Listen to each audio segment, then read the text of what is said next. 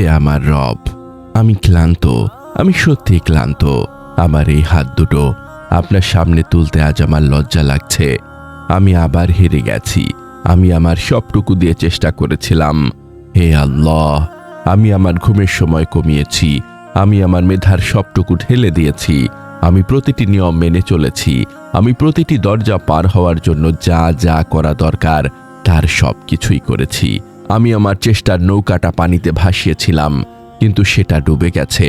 আমি আমার পরিকল্পনার ঘরটা বানিয়েছিলাম, কিন্তু সেটা বালির ঘরের মতো ভেঙে পড়েছে। আমি তো কোনো হারাম পথে যাইনি। আমি তো আপনার কাছেই চেয়েছিলাম। তবুও কেন আমি বারবার হেরে যাই? কেন আমার পরিকল্পনাগুলো সব এলোমেলো হয়ে যায়? কেন আমার দোয়াগুলো আর আমার চেষ্টার ফল এক হয় না? আমার এই চেষ্টা করার কি কোনো দামই নেই আপনার কাছে? আসসালামু আলাইকুম ওয়া রাহমাতুল্লাহি ওয়া বারাকাতুহু। আমাদের এই প্রশান্তির আয়োজনে আপনাকে স্বাগতম। আমাদের এই পথ চলা, এই কথোপকথন সবকিছুই সেই মহান রবের দিকে ফিরে যাওয়ার ক্ষুদ্র প্রচেষ্টা। আপনি যদি আমাদের এই সফরের নতুন সঙ্গী হয়ে থাকেন, তবে এই আধ্যাত্মিক যাত্রায় আমাদের সঙ্গী হয়ে থাকতে পারেন। আমরা বিশ্বাস করি প্রতিটি কথা, প্রতিটি স্মরণ হৃদয়ের মরচে পড়া দাগগুলোকে মুছে ফেলতে সাহায্য করে। আপনার ইমানি জীবনকে আরো সমৃদ্ধ করতে চান? আমাদের ব্লগে পড়ুন অনুপ্রেরণামূলক প্রবন্ধ, শুনুন হৃদয় ছোঁয়া অডিও এবং আপনার জীবনের প্রতিটি প্রশ্নের ইসলামিক সমাধান খুঁজে নিন। আজই ভিজিট করুন আমাদের ওয়েবসাইট www.ummakontho.com। আজকের কথাগুলো আমার সেই সব ভাই বোনদের জন্য যারা আমারই মতো নিজেদের জীবনের সমীকরণটা মেলাতে পারছেন না, যারা নিজেদের সর্বোচ্চ চেষ্টাটা করার পরও দিন শেষে শূন্য হাতে ফিরে আসছেন, যারা ব্যর্থতার তকমা নিয়ে বেঁচে আছেন।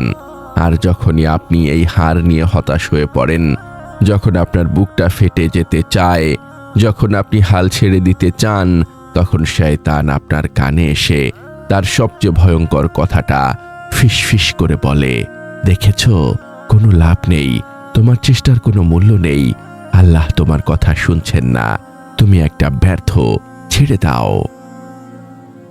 এই যে ছেড়ে দাও ভাবনাটা, এটাই আপনার আসল হার। আমরা কেন এত কষ্ট পাই যখন আমরা হেরে যাই?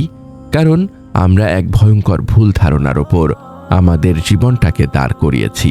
আমরা ভাবি আমার চেষ্টা, আমার সফলতা। আমরা ভাবি আমি যদি ক করি তবে খ হতেই হবে। আমরা দুনিয়ার এই কারণ আর ফলাফলের ওপর এত বেশি ঈমান এনে ফেলেছি যে আমরা তাকেই ভুলে গেছি যিনি এই কারণ এবং ফলাফল উভয়েরই স্রষ্টা। আমরা তাওয়াক্কুল আর চেষ্টাকে গুলিয়ে ফেলি। আমরা ভাবি চেষ্টা করাই সব। না, ইসলাম আপনাকে চেষ্টা করতে বলেছে, কিন্তু ইসলাম আপনাকে ফলাফলের গ্যারান্টি দিতে বলেনি। আমাদের সবার দায়িত্ব হলো আসাই বা সর্বোচ্চ চেষ্টা করা। আল্লাহ কোরআনে বলেছেন, আর মানুষ তাই পায় যা সে চেষ্টা করে। সূরা নজম আয়াত ৩৯। এই আয়াতের অর্থ এই নয় যে আপনি দুনিয়াতে যাই চেষ্টা করবেন তাই পেয়ে যাবেন। এর আসল অর্থ হলো আপনার আমলনামায়, আপনার আখিরাতের হিসাবে শুধু আপনার চেষ্টাটাই লেখা হবে, আপনার ফলাফলটা নয়। এর সবচেয়ে বড় উদাহরণকে ভাবুন, নূহ আলাইহিস সালামের কথা। ৯৫০ বছর, সূরা আল আনকাবুত আয়াত ১৪। তিনি চেষ্টা করেছিলেন। তিনি কি সফল হয়েছিলেন দুনিয়ার হিসাবে? না, দুনিয়ার হিসাবে ৯৫০ বছরের চেষ্টায় মাত্র হাতে গোনা কয়েকজন ঈমান এনেছিল। আজকের দুনিয়ার সফলতার মাপকাঠিতে এটা তো একটা বিশাল ব্যর্থতা, কিন্তু আল্লাহর হিসাবে নূহ আলাইহিস সালাম ছিলেন সর্বকালের অন্যতম সফল মানুষ। কেন? কারণ আল্লাহ তাকে ফলাফল আনতে বলেননি, আল্লাহ তাকে চেষ্টা করতে বলেছিলেন। আর তিনি তার সেই চেষ্টাটা ৯৫০ বছর ধরে এক মুহূর্তের জন্য না থামিয়ে করে গিয়েছিলেন। ভাবুন উহুদের যুদ্ধের কথা। স্বয়ং রাসূলুল্লাহ সাল্লাল্লাহু আলাইহি ওয়াসাল্লাম সেখানে উপস্থিত। সাহাবী রাদিয়াল্লাহু তাআলা আনহুম কি চেষ্টা করেননি? তারা কি তাদের জান দিয়ে দেননি? তবুও তো তারা হেরে গিয়েছিলেন। দুনিয়ার চোখে সেটা ছিল একটা হার। তাহলে কি তাদের চেষ্টা বৃথা গিয়েছিল? না, কখনোই না।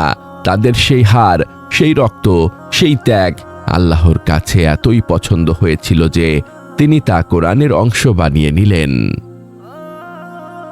আপনার জীবনটাও ঠিক তাই। আপনার দায়িত্ব হলো নূহ আলাইহিস সালামের মতো চেষ্টা করে যাওয়া। আপনার দায়িত্ব হলো উহুদের সাহাবীদের মতো আপনার সবটুকু দিয়ে ঝাঁপিয়ে পড়া। আপনার দায়িত্ব হলো আপনার উটটাকে বাঁধা, কিন্তু উটটা চুরি হয়ে যাবে কি যাবে না সেই সিদ্ধান্ত আপনার নয়, সেই সিদ্ধান্ত আপনার রবের, আর তার সিদ্ধান্তই চূড়ান্ত। তাহলে কেন আল্লাহ আমাদের হাঁটা দেন? কেন তিনি আমার সব চেষ্টা সত্ত্বেও আমাকে ব্যর্থ করেন? কারণ আমার রব আল হাকিম, পরম প্রজ্ঞাময়। প্রথমত, তিনি আপনাকে হার দেন আপনাকে রক্ষা করার জন্য। আপনি হয়তো জানেন না আপনি যা চেয়েছিলেন তা না পেয়েও কেন আলহামদুলিল্লাহ বলতে হয়। আপনি যে সফলতার জন্য কাঁদছেন, সেই সফলতা হয়তো আপনার অহংকারের কারণ হতো। সেই সফলতা হয়তো আপনাকে আল্লাহ থেকে দূরে সরিয়ে দিত। আপনি যে চাকরিটার জন্য এত চেষ্টা করছেন, সেই চাকরিটা হয়তো আপনার ঈমানকে নষ্ট করে দিত। আল্লাহ আপনাকে হেরে যেতে দিয়ে, আপনাকে ব্যর্থ করে আসলে আপনার ঈমানকে, আপনার আত্মাকে রক্ষা করছেন। তিনি আপনাকে বলছেন, হে বান্দা, এটা তোমার জন্য নয়, আমি তোমার জন্য এর চেয়ে উত্তম কিছু রেখেছি। সূরা আল বাকারা আয়াত 216। দ্বিতীয়ত, তিনি আপনাকে হার দেন আপনার অহংকারকে ভাঙার জন্য। যদি এমন হতো আপনি যাই চেষ্টা করেন তাই সফল হয়ে যান, তবে কি হতো? একটা সময় পর আপনি ভাবতেন আমি সব করছি। আপনার সাজদাগুলো ছোট হয়ে যেত, আপনার দোয়ায়ের হাত দুটো আর উঠত না। আপনি ভাবতেন আমার দোয়ার দরকার কি, আমার তো চেষ্টাই যথেষ্ট। আল্লাহ আপনাকে হারটা দেন যাতে আপনার এই আমির ঘরটা ভেঙে যায়, যাতে আপনি আবার সাজদায় লুটিয়ে পড়ে বলতে পারেন, হে আল্লাহ, আমি চেষ্টা করেছি কিন্তু আমি দুর্বল, আমি পরিকল্পনা করেছি কিন্তু আমি অগোছালো, আমি কিচ্ছু না। আপনি আল কাউই, পরম শক্তিশালী, আপনি আল ফাত্তাহ, উন্মোচনকারী। আমার কোনো ক্ষমতা নেই যতক্ষণ না আপনি তৌফিক দেন। এই যে হেরে গিয়ে আল্লাহর কাছে ফিরে আসা, এটাই তো আপনার আসল জয়। তৃতীয়ত, তিনি আপনাকে হার দেন আপনার চেষ্টাকে খাঁটি করার জন্য। যখন আপনি প্রথমবার চেষ্টা করেন, তখন হয়তো আপনার নিয়তে দুনিয়ার মোহ, মানুষের প্রশংসা মেশানো থাকে। যখন আপনি হেরে যান, তখন এই দুনিয়াবী উদ্দেশ্যগুলো ঝরে পড়ে। আপনি দ্বিতীয়বার চেষ্টা করেন, আবার হারেন। তৃতীয়বার যখন আপনি চেষ্টা করেন, তখন আপনি আর দুনিয়ার জন্য করেন না। আপনি তখন শুধু বলেন, হে আল্লাহ, আমি আর দুনিয়ার কাছে কিছু প্রমাণ করতে চাই না, আমি শুধু আপনার জন্য চেষ্টা করছি। ফলাফল যাই হোক, আমি শুধু আমার চেষ্টাটার সওয়াব চাই। এই যে আপনার খাঁটি নিয়ত, এই স্তরে পৌঁছানোর জন্যই আল্লাহ আপনাকে বারবার হারের মধ্য দিয়ে নিয়ে যান। আপনার হার কোনো ব্যর্থতা নয়, আপনার হার হলো আপনার রবের ইচ্ছা, আর তার ইচ্ছাই আপনার জন্য চূড়ান্ত কল্যাণ। তাই পরের বার যখন আপনি চেষ্টা করার পরও হেরে যাবেন, তখন শয়তানের ধোকায় পড়ে চেষ্টা করা ছেড়ে দেবেন না, বরং জায়নামাজে দাঁড়ান, বলুন, হে আল্লাহ, আমি আমার চেষ্টা করেছি, আমি আমার উট বেঁধেছি, কিন্তু আমি জানি ফলাফল আপনারই হাতে। আমি আমার এই হারের ওপর রাজি আছি, কারণ এটা আপনার ইচ্ছা। কিন্তু হে রব, আমাকে আবার উঠে দাঁড়ানোর শক্তি দিন, আমাকে আবার চেষ্টা করার তৌফিক দিন। শুধু আপনারই জন্য আমার এই দুনিয়ার হারকে আপনি আমার আখিরাতের জিতে পরিণত করে দিন। হে আল ওয়াকিল, হে আল হাকিম, আমি আপনার সেই বান্দা যে চেষ্টা করতে করতে ক্লান্ত হয়ে গেছি। আমি বারবার হেরে যাচ্ছি, আমার পরিকল্পনাগুলো কাজ করছে না। দুনিয়ার চোখে আমি একজন ব্যর্থ, কিন্তু হে আমার রব, আমি কার কাছে হারছি? আমি তো আপনার ইচ্ছার কাছেই হারছি, আর আপনার ইচ্ছার কাছে হেরে যাওয়ার মধ্যেই তো আমার আসল জয়। হে আল্লাহ, আমার এই ভাঙা চেষ্টাগুলোকেই আপনি কবুল করে নিন। আমার এই হারের পেছনের কল্যাণটা বোঝার মতো দৃষ্টি আমাকে দান করুন। আমার অন্তর থেকে কেন পেলাম না এই অভিযোগটা মুছে দিন, আর তা আলহামদুলিল্লাহ আলা কুল্লি হাল, সর্বাবস্থায় আলহামদুলিল্লাহ, এই কৃতজ্ঞতা দিয়ে পূর্ণ করে দিন।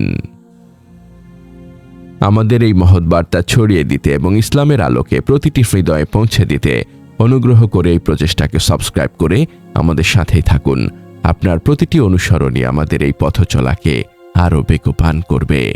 আমিন ইয়া রাব্বাল আলামিন।